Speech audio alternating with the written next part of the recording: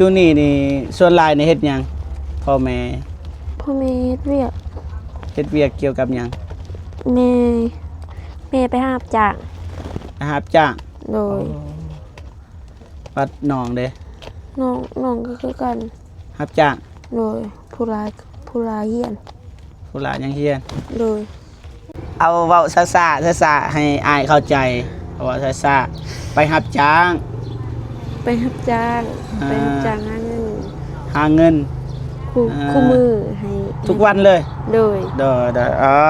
แล้วก็เงินที่ได้มาในเฮ็ดแนวใดให้พ่อแม่เบิดเลยโดยบัดน้องเนี่ยบ่เอาบ่เอาให้พ่อแม่เลยโดยโอ้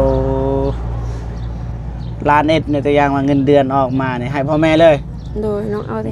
50,000เท่าไหร่น้องเอาแต่50,000โดยบ่ฮอด100 บาทล้างถ้วยอยู่นี่บ่โดยปลาโธ่บัดอาบน้ำได้อาบอยู่ไสอยู่นี่เลยโดยผู้ว่าบ่เห็นบ่อาบน้ำกลางคืนอาบกลางคืนกลางเว้นบ่อาบคันอาบกลางเว้นนี่เวลาเราจะเข้าห้องน้ำเลยอยู่ไทยเข้าป่าเลยโดยแลนเลยป่าตัวยังมีงูเด้เห็นอะไรตัวยังมีงูปะนี่เขาบ่เห็นเด้เขาไปถ่ายกลางคืนเปียกน้ำเปื้อนน้ำเสียกันอยู่นี่เลยโดยอีหยังน้ำมันไหลขึ้นไปจากเดือนก็ว่าสิแล้วเฮือนนี่เฮ็ดซ้ำนี่ก่อนบ่ทันมีเงินเฮ็ดไว้ซ้ำนี่ก่อนโดยแสดงว่าตอนนี้นี่เอาเฮ็ดไว้ซ้ำนี่ก่อนเนาะบัดมีเงินแล้วจึงเฮ็ดต่อแบบนั้นบ่โดยถ้ามีเงินบ่นะเงินได้ตอนนี้บ่มีรับจ้างนั่นแหละพี่น้องมีหยังที่ยังขาดอยู่สำหรับการเฮ็ดเฮือนนี่มีหยังมีสังกะสีแล้วก็ฟ้าอัดสังกะสีแล้วก็ฟ้าเฮือนเบาเจ็บสิเปลี่ยนแผนการช่วยเหลือเฮาสิบ่ช่วยเหลือแบบว่าเฮาสิมีเครื่องหยังมามอบเฮาสิบ่อยากเฮ็ดแบบนั้นเฮาสิหาอาชีพให้อาชีพแบบว่าอยู่หลอดนะเฮาสิเฮ็ดแบบนั้นพี่น้องเอ้ยเฮาที่เซาซอยคันเฮาซอยตัวอย่างว่าซื้อข้าวมาให้คือจังซี่แหละซื้อข้าวมาให้เบิดข้าวนี่มันก็เบิดเลยถ้าเฮาเอาความรู้มาให้มันสิบ่เบิดมันสิต่อยอดได้หลายกว่านี้แห่งเก่งเท่าใดแห่งดีเท่านั้นพี่น้องเนาะบ่ฮู้ว่าเบาเจ็บคิดถูกหรือคิดผิดพี่น้องเนาะสิให้ความรู้ให้น้องว่าซั่นซะน้องเพิ่นสิเฮ็ดได้หรือบ่นี่จังว่ากันพี่น้องนะคันสิมาแบบซื้อข้าวซื้อน้ำข้าวเบิดมันก็เบิดเลยถ้าให้ความรู้มันก็ต่อยอดได้พี่น้องเนาะไม่แต่ว่าให้ FC หรือว่าผู้ใหญ่ใจบุญทุกท่านเม้นมาว่าบ่เจ็บคิดถูกหรือคิดผิดเนาะถ้าถูกกด1ถ้าบ่ถูกกด0พี่น้องเด้อสู้ๆเด้อให้เป็นกำลังใจให้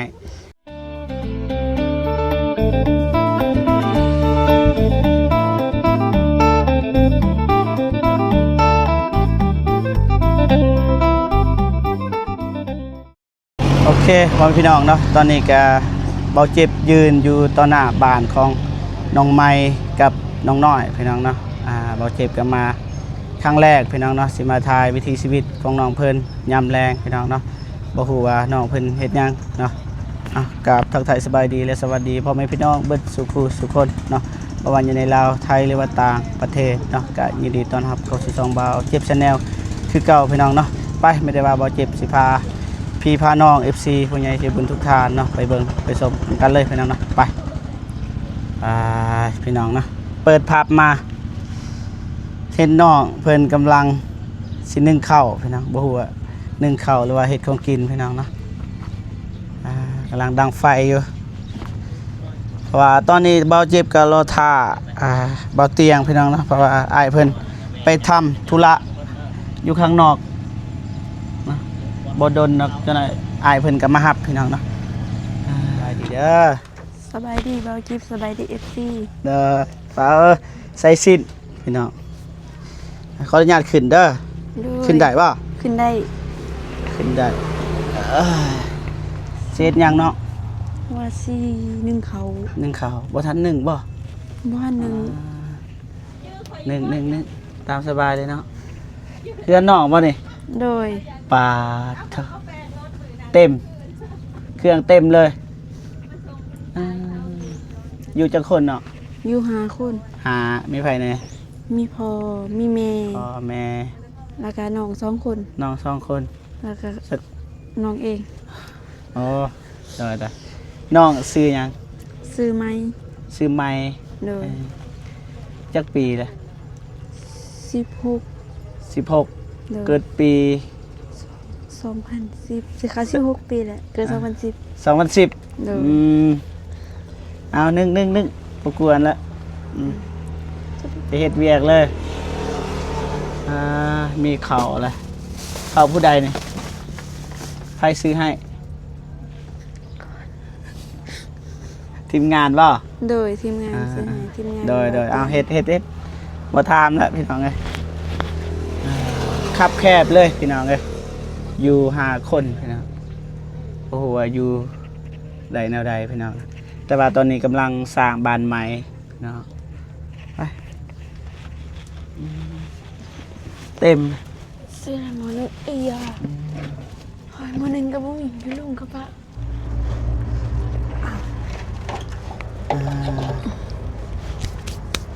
นี่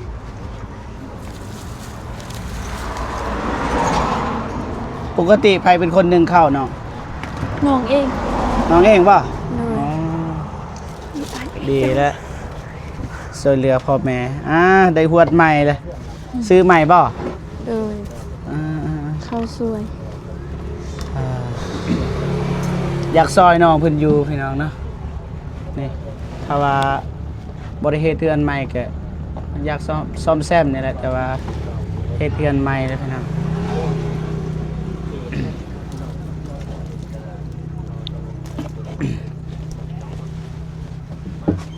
เบิดแล้ว บ่ได้หนึ่งบ่ บ่ มีแต่อุ่นนี่ โดย ได้เถอะพี่น้องเอ้ยแต่งกินแบบนี้เลยพี่น้องเอ้ยไอเตียงเพิ่นก็เคยมาถ่ายแล้วแต่ว่าบ่เจ็บบ่เคยมาถ่ายอยู่เทื่อน้องใหม่พ่อแม่อยู่ลุมพี่น้องเนาะกับน้องเพิ่นทางทีมงานเฮากำลังถ่ายทำอยู่พี่น้องบ่เจ็บก็ขึ้นมาทางนี้เพราะว่าน้องเพิ่นนึ่งข้าวเพิ่นว่าเป็นหน้าที่ของน้องเพิ่น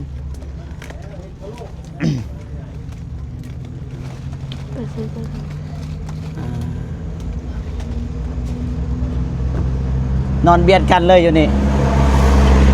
โดย โอ้ แม่นอนเดียวกัน นอนเบียดกันเลยพี่น้องนี่เคลื่อนยังมันน้อยแต่แบบขึ้นเทิงอีก2 สั่นแห้งหน่อยอีกอยู่เทิง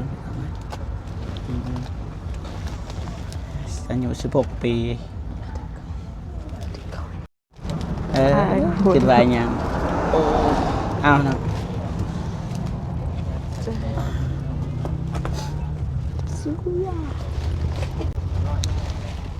ช่วงนี้นี่ส่วนหลายในเฮ็ดหยังพ่อแม่ พ่อแม่เฮ็ดเวียก เฮ็ดเวียกเกี่ยวกับหยัง แม่ไปหาบจาก นะครับจ้าง โดย ปัดน้องเด้ น้องก็คือกัน รับจ้าง โดยผู้ลายเฮียน ผู้หลานยังเฮียน โดย บัดน้องนี่รับจ้างเกี่ยวกับหยัง ห้ากับเขาไปขายน้ำมัน ไปขายน้ำมันอยู่หั่น โดย เดือนเท่าไหร่ก็ ล้าน ล้าน เอ็ ห ด นึ่งล้านเอ็ด โดย ล้าน1 แสน ล้าน100,000 ล้าน1 แสนพี่น้องประมาณอยู่1,000 ปลายกว่าบาทก็บ่หลายปานใด1,500ประมาณนั้นแหละพี่น้อง1,300ป่ะน้องเรียนหนังสืออยู่บ่แต่ก่อน เฮียน ฮอดห้องหยัง มสาม หึ มสาม มสาม โดย โอ้แสดงว่าขายน้ำมันได้แล้ว บวกลบคูณหารได้เบิด โดย ดี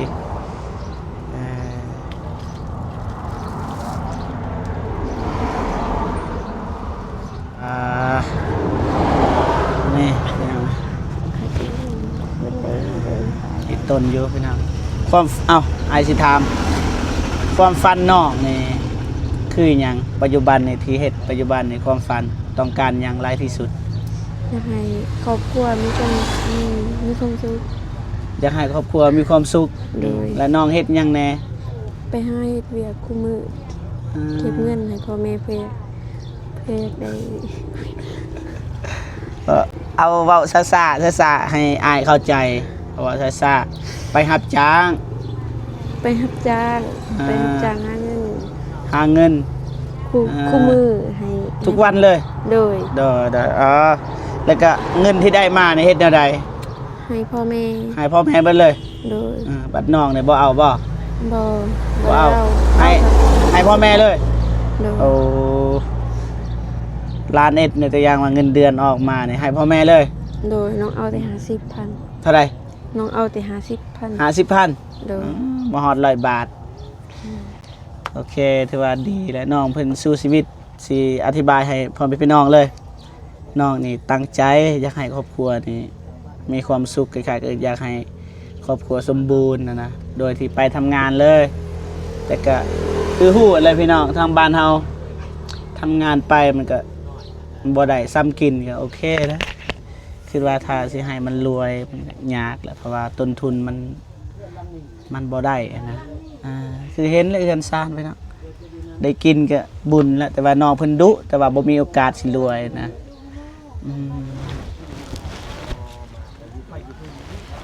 เอาฟ้าอัดเนาะ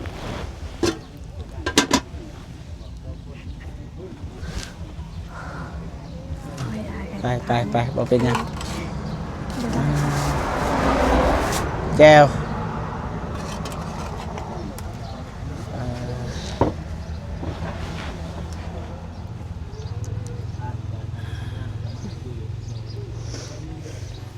ขออนุญาตไปล้างถ้วยกันได้ ได้ไปตามสบายเนาะมาพี่น้องเนาะล้างถ้วยโอ้โหล้างถ้วยอยู่ใส่ อยู่นำอยู่บ่ ล้างถ้วยอยู่นี่ป่ะ โดย ปลาโถบัดอาบน้ำได้อาบอยู่ใส่ อยู่นี่ อยู่นี่เลย โดย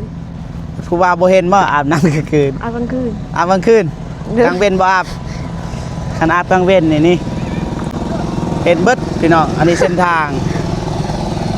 นี่อาบบ่ได้ล้างถ้วยปลาบ่มีห้องน้ำบ่ บ่ ห้องน้ำบนล้างถ้วยยังบ่มีบ่ บ่มี อ่า ล้างถ้วยได้ละติ สบายดีเด้อ สบายดี นะ สดมันพาโลด เด้อ ตกมันมา ทายพี่น้องเพิ่นล้างถ้วยพี่น้องเนาะให้ FC เพิ่นเห็นวิถีชีวิตของน้องคือแบบนี้ล้างถ้วยแบบนี้อาบน้ำก็อยู่นี่บ่ โดย ล้างถ้วยก็อยู่นี่ แม่น บัตรอันนี้เด้เวลาเฮาจะเข้าห้องน้ำเลยอยู่ไทยเข้าป่าเลย โดย แลนเลย แลเลย ป่าตัวอยังมีงูเด้ ก็ต่อ เฮ็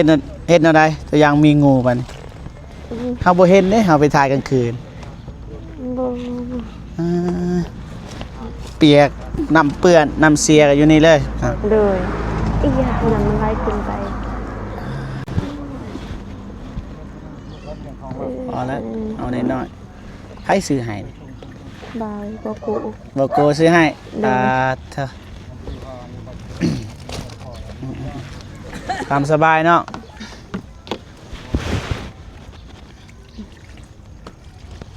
16 ปีเลย บ่เสื้อที่6ปี ทำอิดว่า14 ปีเกิด2010 น้องค่อยก็เป็น แสดงว่าในบ่มีเลยบ่อนอาบน้ำบ่มีห้องน้ำเลย โดย แต่แล่นเข้าป่า โดย อ่าอันนี้เฮือนน้องบ่ทางนี้ โดย กำลังเฮ็ดโดยจักเดือนก็ว่าสิแล้วเฮือนนี่ ซ้ำเฮ็ดซ้ำนี้ก่อนบ่ทันมีเงิน เฮ็ดไว้ซ้ำนี้ก่อน โดย อ๋อแสดงว่าตอนนี้นี่เอาเฮ็ดไว้ซ้ำนี้ก่อนเนาะบัดมีเงินแล้วจึงเฮ็ดต่อแบบนั้นบ่ โดยถ้ามีเงินบ่นะเงิน ได้ ตอนนี้บ่มี รับจ้างนั่นแหละพี่น้องนะห้องน้ำก็บ่มีพี่น้องอ๋อแล่นเข้าป่า เจองูนี่จักสิเฮ็ดแนวใดเด้อผู้หญิงอีก กลางคืนนี่แถวนี้เลยคิดว่า แม่นบ่อ่า โบไปถ่าย เด้อ อียา นี่แหละสู่ชีวิตดีๆน้องคนนี้เอากับบ่เคยเจอนะแบบคนสู่ชีวิตคล้ายๆน้องเดิม แต่ว่าน้องเพิ่นมีพ่อแม่อยู่นะ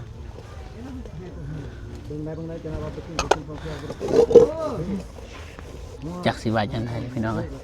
แต่ละมื้อนี่กินข้าวกับหยัง กินเขากับเจล กับแจว โดยแล้วก็หาเก็บหอยนะ อ๋อ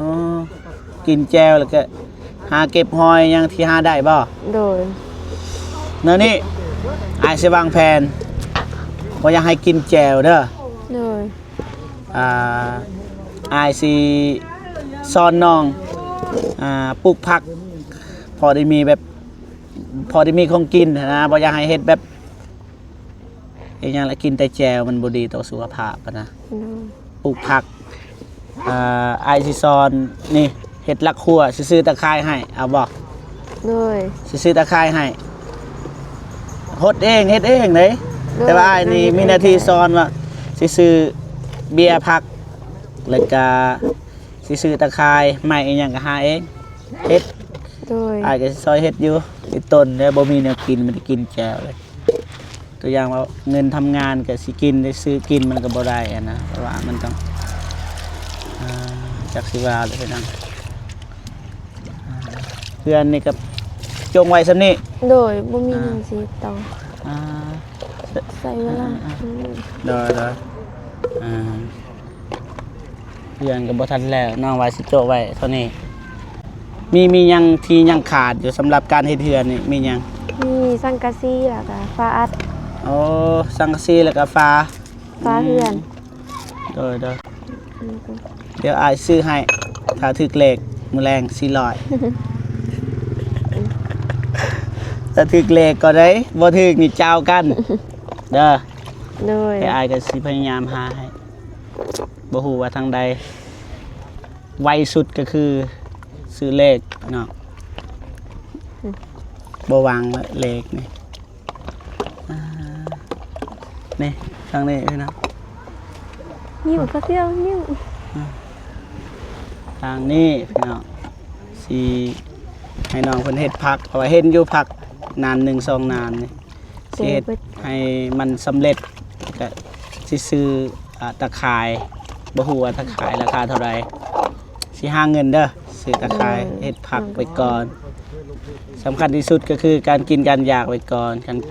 บ่มีแนวกินจังได๋บ่มีแฮงเฮ็ดเฮือนนี่เฮือนก็ประมาณนี้นี่น้อง5คนพี่น้องคิดว่าแบบสิเฮ็ดห้องเลยทางนั้นที่จริงแล้วบ่แม่นมันมี2ชั้นมีบอนเฮ็ดแตงกินนะ1ข้าว1น้ำมันก็เลยเรือนน้อยเบียดกันนอนใหญ่แล้วยังนอนกับพ่อแม่อยู่พี่น้องเอ้ยมันบ่มี เลย 16 ปีเลยบ่ติพี่น้องบ่คนบ่มีเด้เอาก็บ่เคยเห็นนะบ่เคยพอน้องฮะก็มาถ่ายครั้งแรกเลย หมู่บ้านกลางอีก2อ่ะ แล้วล่ะ แล้ว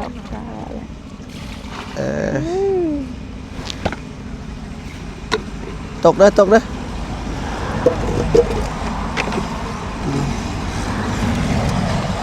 บ่มีห้องน้ำพี่น้องโอ้ผู้หญิงอันตรายแต่บ่มีห้องน้ำเวลาไปทำธุระมันยากพูดแล่นเข้าป่าพี่น้องแล่นทางนี้แหละ จื้อแฟนเก่าเบิดคำ แล้วเปล่า แล้ว เด้อไป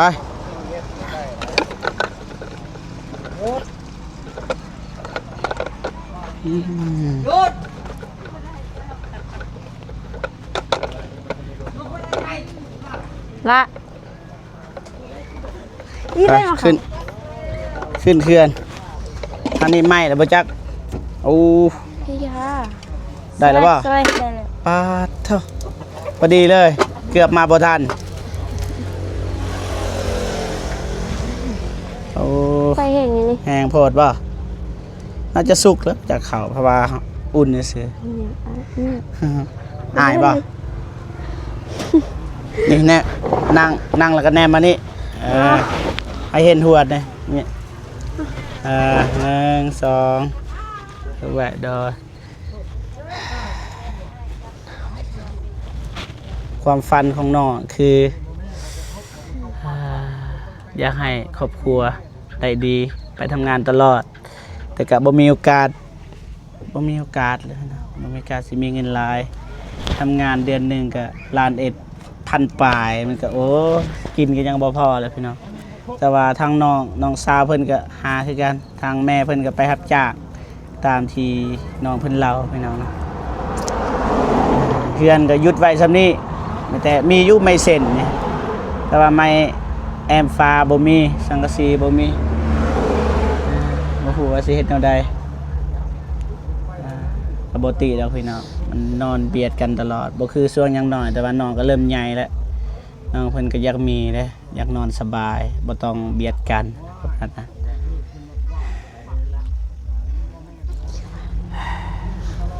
โอเคพี่น้องเนาะทางสิสอนน้องเพิ่นหาเฮ็ดแนวใดก็ได้ให้น้องเพิ่นมีกินนะให้มันดีกว่าเก่าเดี๋ยวอ้ายสิสอน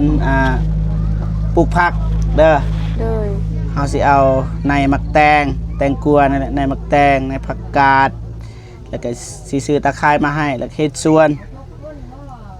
เฮาก็เฮ็ดให้มันมีนะเฮาก็เฮ็ดแบบอิหยังเขาเอิ้นอิหยังเนาะ ใส่กระ เพราะ แต นะเพื่อปลูกมักแตงกัวนะคล้ายๆแบบนั้นแล้วก็ถ้าอายมีเงินซื้อไก่ให้เลี้ยงพอได้ซื้อไก่มาเลี้ยงพอได้มีกินไข่นะพอได้กินไข่แล้วก็เฮ็ดผักประมาณนั้นพอแล้วพี่น้องที่จริงอยากซอยลายนะแต่ว่าเฮาก็บ่มีแต่ว่าทางบ่เจ็บคือสิสอนให้มีอาชีพให้มีรายได้พี่น้องเนาะคันน้องเพิ่นมีงบเปิดห้านอยู่นี่ขายเครื่องก็โอเคเด้ขายซ้ำข้าวต้มขนมขายมาม่าอยากบ่ อยากขายเครื่องบ่ ตัวอย่างว่าอายมีเงิน500,000ตัวอย่างว่ามีเงิน500,000ซื้อมี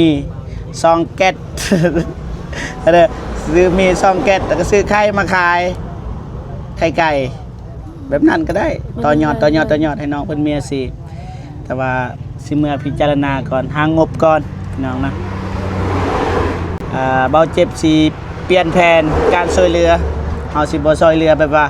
เฮาสิมีเครื่องหยังมามอบเฮาสิบ่อยากเฮ็ดแบบนั้นเฮาสิหาอาชีพให้อาชีพแบบว่าอยู่หลอดนะเฮาสิเฮ็ดแบบนั้นพี่น้องเอ้ยเฮาที่เซาซอยคันเฮาซอยตัวอย่างว่าซื้อข้าวมาให้คือจังซี่แหละซื้อข้าวมาให้เบิดข้าวนี่มันก็เบิดเลยถ้าเฮาเอาความรู้มาให้มันสิบ่เบิดมันสิต่อยอดได้หลายกว่านี้แห่งเก่งเท่าใดแห่งดีเท่านั้นพี่น้องเนาะบ่ฮู้ว่าเบาเจ็บคิดถูกหรือคิดผิดพี่น้องเนาะสิให้ความรู้ให้น้องว่าซั่นซะน้องเพิ่นสิเฮ็ดได้หรือบ่นี่จังว่ากันพี่น้องนะคันสิมาแบบซื้อข้าวซื้อน้ำข้าวเบิดมันก็เบิดเลยถ้าให้ความรู้มันก็ต่อยอดได้พี่น้องเนาะไม่แต่ว่าให้ FC เลยหรือว่าผู้ใหญ่ใจบุญทุกท่านเม้นมาว่าบ่เจ็บคิดถูกหรือคิดผิดเนาะถ้าถูกกด1ถ้าบ่ถูกกด0พี่น้องเด้อสู้ๆเด้ออ้ายเป็นกำลังใจให้อ้ายเชื่อว่าใหญ่มาตั้งใจหาเงินในครอบครัวแบบนี้บ่แต่ว่าเจริญแน่นอนพี่น้องเนาะต้องเจริญซอยพ่อแม่ตลอดไปรับจากเป็นกำลังใจให้เด้อตอนนี้อ้ายบ่มีหยังให้มื้อนี้เด้อมื้อหน้าสิเอาความรู้มาให้เด้อมีเงินสิซื้อตะไคร้มาให้สิซื้อในผักมาให้ปลูกเด้อเฮาสิสอนมาเฮ็ดแบบนี้ให้น้องมีกินมีใช้พี่น้องนะถ้าเฮามีเงินอีกบางทีสิซื้อไก่มาให้เลี้ยงอีกแต่ว่าบ่ทันว่าพี่น้องเนาะเพราะว่าเบาเจ็บก็คือฮู้นะก็บ่ค่อยมีปานใดนะถ้ามีเบาเจ็บสิสานฟันให้น้องเนาะถ้าเบิ่งนํกันพี่น้องเนาะโอเคบัดนี้อ้ายก็สิกลับแล้วบัดนี้บ่ควรแล้วเพราะว่าควรแต่ดนเลยบ่หายบ่ตัวอย่างว่าอ้ายมาคู่มือนี่บ่หายบ่ได้ ราะว่าอายสิมาทายให้ผู้ใหญ่ใจบุญเบิ่งนั่นแหละบางทีผู้ใหญ่เพิ่นสงสารแบบคนสู้ชีวิตนะแบบนั้นแม่นอยู่พ่อแม่ก็ยังสมบูรณ์แต่ว่าพ่อแม่บ่มีนะผู้สิเฮ็ดแนวใดนะเฮาสิหาความรู้ให้น้องเพราะว่าน้องเพิ่นเด็กกตัญญูพี่น้องเนาะแต่ว่าขาดโอกาสนะเรื่องสู้นี่สู้อยู่แล้วไปทำงานเดือนละล้าน100,000มันบ่คุ้มค่าเลยถ้าบ่เจ็บสำนั้นล้าน100,000เนาะกินก็ยังบ่พอแต่ว่าทั้งน้องสาวเพิ่นก็หาแม่เพิ่นก็หาพ่อเพิ่นก็หาก็โอเคพอได้กินแต่ว่าถามว่าให้รวยมันบ่รวยคือจังซี่แล้วน้องเพิ่นว่ากินแจวแต่ว่าเบาเจ็บบ่อยากให้น้องเพิ่นกินแจวพี่น้องสิหาสิพี่น้องประมาณนี้พ่อพี่น้องเนาะโอเคเอาใหม่นะมาเนาะโดยบ่ได้ยินแล้วบ่มีไม้เพราะว่าน้องเพิ่นเว้าเบาเพิ่นน้องเพิ่นว่าขอบใจหลายๆที่มาทายมาหาแล้วก็ขอให้เบาเจ็บเดินทางปลอดภัยก็ใจหลายๆเด้อบ๊ายบายเด้อไปพ่อพี่น้องเรือนซานประมาณนี้พ่อพี่น้องเนาะโอ้เสือออกมาทางนอกเลยนี่ปล่อยๆอยู่เพแว่พี่น้องเอ้ยแต่เฮาก็อยากซอยน้องเพิ่นอยู่พี่น้องเนาะเรือนใหม่ก็ประมาณนี้พี่น้องเนาะแต่ว่าน้องเพิ่นว่าสิโจะก่อนเนาะเพราะว่าบ่มีไม้เส้นนี่มีนี่ไม้เส้นมีพออยู่ไม้เส้นแต่ว่าสังกะสีบ่ทันมีกับฝาพี่น้องเนาะนี่คือจังซี่นี่มีเลยผักแต่ว่าสิปลูกเพิ่มนี่แต่ว่าบ่มีหัวเด้เบาเจ็บสิซื้อตะข่ายมานี่นี่สร้างเฮ็ดเรือนพี่น้องนี่ซื้อตะข่ายนี้มาอ้อมนี้ปลูกผักให้น้องเพิ่นมีกินพี่น้องเนาะบ่อยากให้น้องเพิ่นกินแจวปลูกผักพี่น้องเนาะประมาณนี้พ่อพี่น้องเนาะโอเคพ่อพี่น้องเนาะบ่เจ็บก็สิจบคลิปก่อนเนาะฝากนะเด้อฝากน้องเพิ่นพี่น้องเนาะต้นแห้งพี่น้องเนาะโอเคพ่อพี่น้องบ่เจ็บก็สิจบคลิปก่อนเนาะจังได๋ก็ขอบคุณขอบคุณนะผู้ใหญ่ใจบุญทุกท่านหรือว่า FC ทุกท่านเนาะที่เข้ามาเบิ่งมาชมคลิปของบ่เจ็บตั้งแต่ต้นจนจบแล้วก็บ่การโฆษณาเนาะจังได๋ก็ขอให้พ่อพี่น้อง FC ทุกท่านนะจงมีแต่ความสุขสุขภาพแข็งแรงขอให้อายุมันคนยืนความเจ็บบ่ให้ได้ความไข้บ่ให้มีปรารถนาสิ่งใดขอให้ได้สิ่งนั้นอย่าเจ็บอย่าจนแล้วก็ให้ร่ำรวยยิ่งๆขึ้นไปเด้อสาธุพี่น้องนะโอเคบ่เจ็บก็สิจบคลิปก่อนเนาะสวัสดีเด้อพี่น้องนะบ๊ายบายพี่น้อง